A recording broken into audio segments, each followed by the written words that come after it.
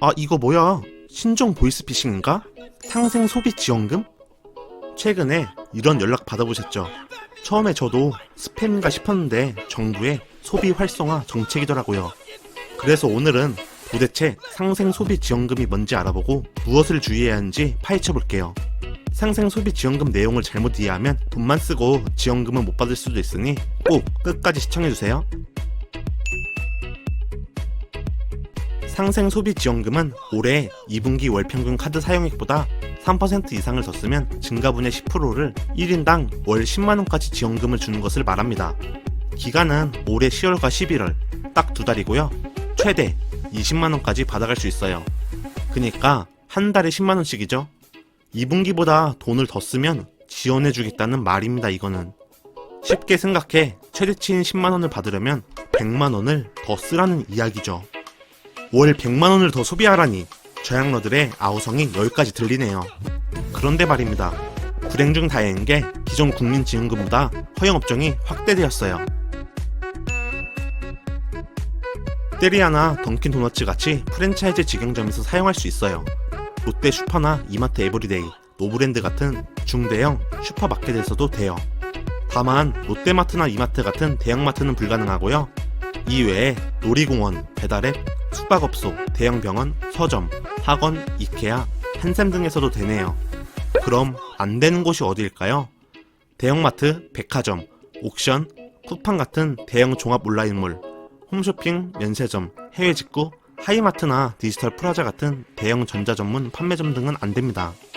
여기서 질문 하나 드릴게요. 쇼핑몰이나 백화점에 가면 버거킹이나 공차 등 있잖아요. 거기서는 인정이 될까요? 당연히 되는 거 아니에요? 아까 프랜차이즈 직영점도 된다면서요. 인정이 되면 안 물어봤겠죠. 90% 이상의 확률로 인정이 안 됩니다. 쇼핑몰이나 백화점에 임차로 들어가 있는 브랜드들은 대부분 신세계, 롯데 같은 임대인의 사업자로 영업을 하죠. 그래서 인정이 안 된다는 겁니다. 코엑스나 스타필드는 대규모 쇼핑센터로 되어 있으니까요. 그럼 궁금할 거예요. 그걸 내가 어떻게 알 수 있냐고요. 영수증 상단을 보면 알 수 있습니다. 상단의 상호명이 어디로 되어 있는지 보면 알 수 있죠. 그런데 대부분 임대명으로 되어 있으니 안 된다고 생각하는 게 속 편합니다.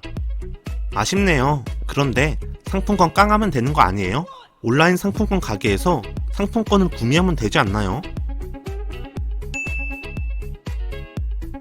아주 좋은 아이디어지만 비소비성 지출이라 안 됩니다.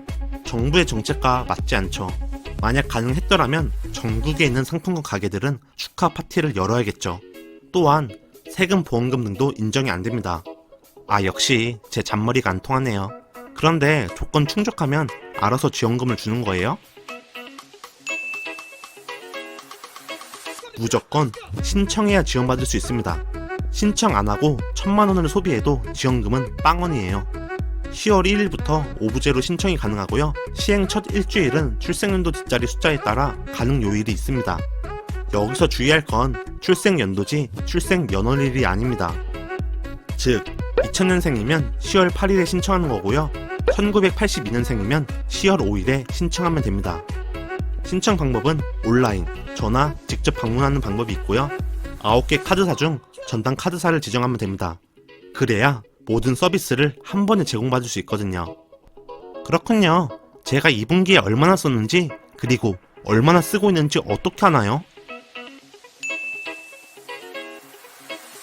전담 카드사 앱 및 홈페이지에서 확인이 가능해요.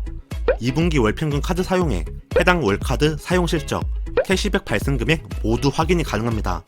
단, 신청일로부터 이 영업일 이후에 체크할 수 있어요. 업데이트는 일별로 된다고 하네요.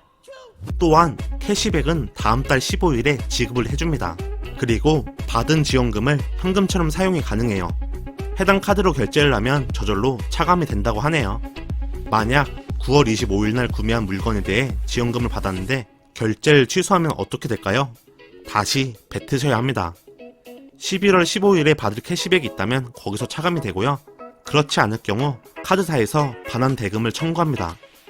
상생 소비 지원금 기대만큼 엄청난 복지는 아니에요. 그러나 적절히 활용하자면 뽕돈을 받아갈 수 있죠. 도저히 2분기보다 돈을 더 쓸 것 같지 않다고요? 그래도 상생 소비 지원금 신청부터 하고 고민하시는 게 좋을 것 같습니다. 갑자기 소비를 더 해야 하는 일이 생길 수도 있고요. 무엇보다 다음 영상에서 방법을 알려드릴 예정입니다. 그럼 다음 시간에는 이 상생 소비 지원금을 어떻게 활용해야 내 지갑 안 털리고 혜택만 쏙쏙 뽑아갈 수 있을지 이야기하겠습니다. 이름하여 상생 소비 지원금을 위한 합리적인 소비 방안. 그럼 다음에 또 만나요. 그때까지 절약!